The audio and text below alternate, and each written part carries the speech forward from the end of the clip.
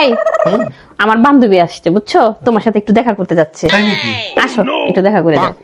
কিসের জন্য আবার তো তোমার বান্ধবী আসছে? আচ্ছা দাঁড়াও। হইছে, এখন আসো। এই যে আসতেছি। ঠিক আছে আসো। এই আচ্ছা তানিয়া, এই তোমার বান্ধবী আমার সাথে কেন দেখা করতে চাচ্ছে? আরে আর বইলো না, ও যখন বাসায় আসছে আজকে বলতেছে আমাদের বাসা দেখে নাকি ওর সুন্দর করে গুছানো মনে হয়েছে। তাই নাকি? হ্যাঁ, আর হচ্ছে ফ্লোরও নাকি এত পরিষ্কার। সে বলতেছে যে এই ফ্লোর কিভাবে এত পরিষ্কার করে রাখি আমিও বলে দিছি এটা হচ্ছে আমার জামাইয়ের হাতের জাদু, যে এত সুন্দর করে ফ্লোর পরিষ্কার করে।